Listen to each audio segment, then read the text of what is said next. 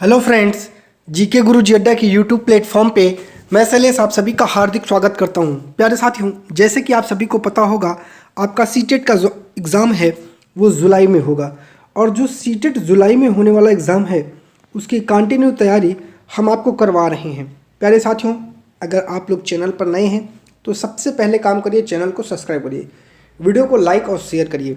देखिए, जो भी इंपॉर्टेंट टॉपिक्स हैं मैं उनको अंडरलाइन करता चलूँगा, उन पर गोला बनाता चलूँगा, आपको बताता चलूँगा। आपका काम है उन पर नोट्स तैयार करना। नोट्स आप ही तैयार करेंगे, आपकी शॉर्ट नोट्स आपको एग्ज़ाम में हेल्प करेगी। चलिए चलते हैं। आज हमारा है अध्याय 4 पंचायती राज व्यवस्था, इस पर हम लोग चर्चा करते हैं। चलिए, आज का दिन बड़ा खास है। सभी लोग जल्दी जल्दी ग्राम सभा के लिए जा रहे हैं। आपको पता है क्यों? क्योंकि पंचायत के चुनाव के बाद आज पहली बार ग्राम सभा की बैठक हो रही है। हरदास गांव के लोग यह जानने के लिए उत्सुक हैं कि नई पंचायत ने उनके लिए क्या योजना बनाई है। ग्राम सभा, इसको इम्पोर्टेंट है, याद रखिएगा। ग्राम सभा एक पंचायत के क्षेत्र में रहने वाले सभी वयस्कों की सभा है। किसकी सभा है? एक पंचायत क्षेत्र में रहने वाले सभी वयस्कों की सभा है।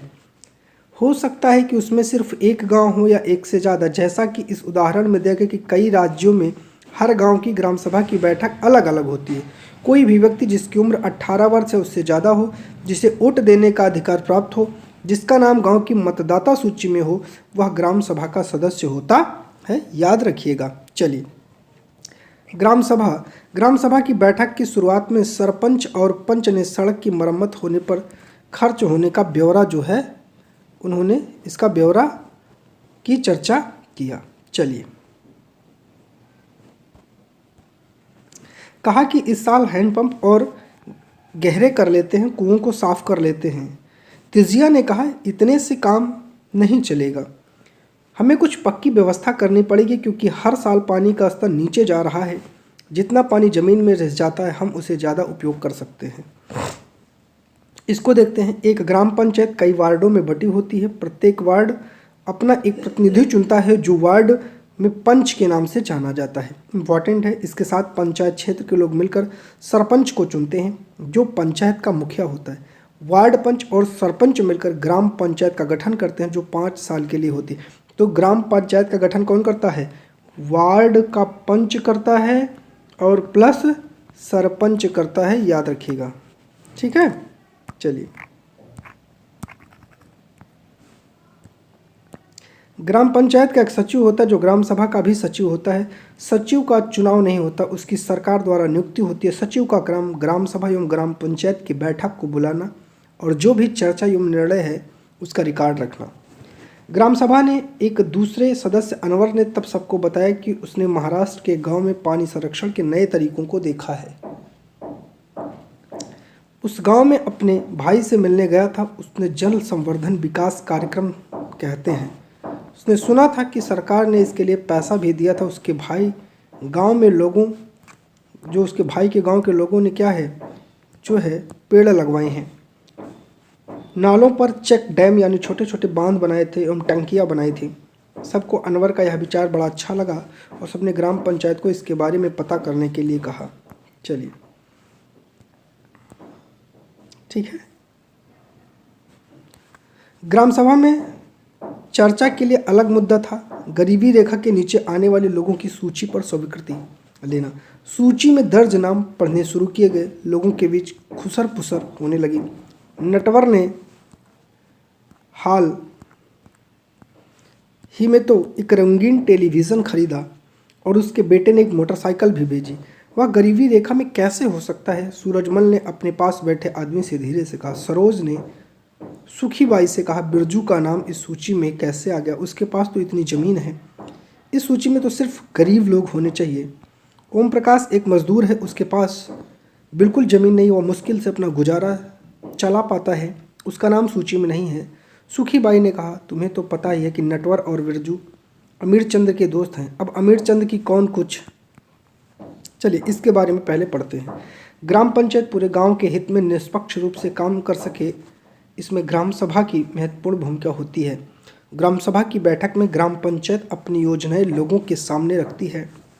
ग्राम पंचायत को मनमाने ढंग से काम करने से रोकती है, साथ ही पैसों का दुरुपयोग कोई गलत काम ना हो सके इसकी निगरानी भी करती है। इस तरह से ग्राम के सभी प्रतिनिधियों पर नज़र रखने और उनके प्रति उन्हें जिम्मेदार एवं जवाबदार बनाने में महत्वपूर्ण भूमिका जो है निभाती है। चलिए आगे कह रहा है कि अमीरचंद पहले गांव का जमींदार था और अब भी बहुत सारी ज़मीन का मालिक है, लेकिन हमें ओम प्रकाश का नाम तो सूची में डलवाना ही चाहिए। सरपंच ने देखा कि लोगों के बीच खुसर फुसर हो रही। उन्होंने पूछा, अगर किसी को कुछ कहना हो तो कहे। सरोज ने सूरजमल को उकसाने की कोशिश की। वह नटवर और बिरजू के बारे में पूछे, लेकिन सूरजमल चुपचाप बैठा रहा। अमीरचंद ग्राम सभा में बैठा सब पर निगाह रखे हुए था। सरोज ने उठकर कहा कि ओम प्रकाश का नाम सूची में होना चाहिए। दूसरे लोगों ने भी माना कि ओम प्रकाश बहुत गरीब है। सरपंच ने पूछा कि उसका नाम सूची में क्यों नहीं था। जिस व्यक्ति ने गरीबी रेखा के नीचे आने वाले परिवारों का सर्वेक्षण किया था उसने बताया, मैं ओम प्रकाश के घर कई बार गया पर वहाँ ताला लगा हुआ था। वह शायद वहाँ कहीं काम ढूंढने के लिए गया हुआ था। सरपंच ने कहा कि ओम प्रकाश की पारिवारिक आय देखी जाएगी और अगर वह सरकार द्वारा तय की गई राशि से कम है तो उसका नाम भी सूची में शामिल किया जाएगा। ग्राम पंचायत की बात करते हैं। ग्राम पंचायत की नियमित रूप से बैठक होती है।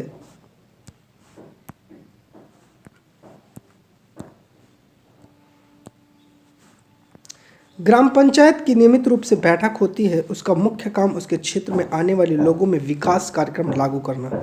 जैसा कि आपने देखा कि ग्राम सभा की पंचायत के काम को स्वीकृति देती है, तभी पंचायत अपना काम क्या करती है, कर पाती है। चलिए ये ग्राम पंचायत के कुछ काम दिए गए हैं, आइए पहले इनको जान लेते हैं। सड़कों, नालियों, स्कूल भवनों, पानी के स्रोतों, अन्य सार्वजनिक उपयोग के लिए भवनों का निर्माण और रखरखाव, स्थानीय कर लगाना, इकट्ठा करना, गांव के लोगों को रोजगार देने संबंधी सरकारी योजनाएं लागू करना।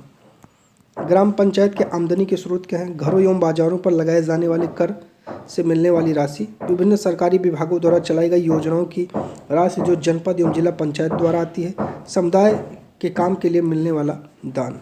चलिए आगे, कुछ राज्यों में ग्राम सभाएं काम करने के लिए समितियां बनाती हैं। उदाहरण के लिए निर्माण समिति। मान लीजिए गांव में एक सामुदायिक केंद्र का भवन बनाना है तो यह काम निर्माण समिति करेगी। इन समितियों में कुछ सदस्य ग्राम सभा के होते हैं और कुछ पंचायत के। दोनों मिलकर गांव के विकास के लिए काम करते हैं।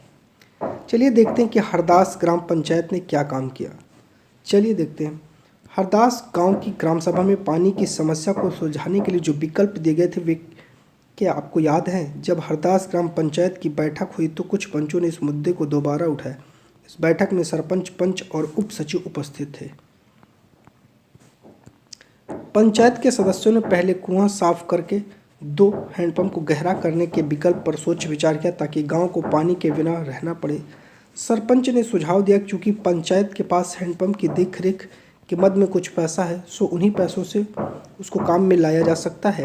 इस पर सभी सदस्य मान गए और सचिव ने उसके निर्णय को रजिस्टर में दर्ज कर लिया। उसके बाद सभी सदस्य मिलकर के समस्या स्थायी हल पर विचार करने लगे। उनको पता था कि अगली बैठक में ग्राम सभा के सदस्य फिर से प्रश्न पूछेंगे। कुछ पंचों ने शंका जाहिर करते हुए पूछा कि क्या जल संरक्षण से पानी के स्तर में कोई विशेष फर्क पड़ेगा। इस पर बहुत सी चर्चा हुई। अंत में निर्णय हुआ कि ग्राम पंचायत का खंड विकास अधिकारी से बात करके इस योजना पर अधिक जानकारी इकट्ठा करेगी। पंचायत के 3 स्तर हैं, ठीक है। पंचायत के 3 स्तर हैं। हरदास गांव की ग्राम सभा और पंचायत के बारे में पढ़ने के बाद आपको समझ में आ गया होगा, ठीक है। चलिए, पंचायती राज व्यवस्था एक ऐसी प्रक्रिया है जिसके द्वारा लोग अपनी सरकार में भाग लेते हैं। ग्रामीण क्षेत्रों में ग्राम पंचायत लोकतांत्रिक सरकार का पहला स्तर है।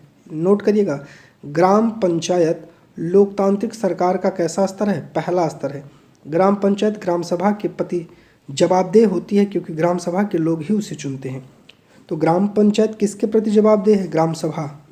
पंचायती राज व्यवस्था में लोगों की भागीदारी को और स्तरों पर होती है। ग्राम पंचायत के बाद दूसरा स्तर विकास खंड का होता है जिसे जनपद पंचायत कहते हैं। विकास खंड को क्या कहते हैं?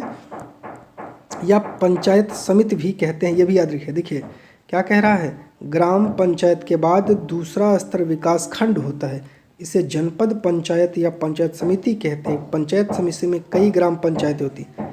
पंचायत समिति के ऊपर जिला पंचायत या जिला परिषद होती है। यह तीसरा स्तर है। जिला परिषद एक जिले के स्तर पर विकास की योजनाएं बनाता है। पंचायत समिति की मदद से जिला परिषद सभी पंचायतों में आवंटित राशि के वितरण की व्यवस्था करता है। याद रखिएगा, यहाँ से क्वेश्चन बनता है। चलिए, संविधान में दिए गए निर्देशों के आधार पर देश के हर राज्य में पंचायत से जुड़े बड़े कानून बनाएंगे। इसीलिए पंचायत संबंधी कानून हर राज्य में कुछ अलग अलग हो सकते हैं। उनके पीछे मुख्य विचार यही कि अपने गांव की व्यवस्था में लोगों की भागीदारी बढ़े और उन्हें अपनी आवाज़ उठाने के लिए ज़्यादा से ज़्यादा मौका मिले। चलिए, ये था आपका चैप्टर। इससे संबंधित जो भी क्वेरीज हैं आप उनको कमेंट करके पूछ सकते हैं, और चैनल पर नए हैं तो सब्सक्राइब करिएगा, वीडियो को लाइक और दोस्तों तक शेयर करिएगा। बहुत बहुत धन्यवाद।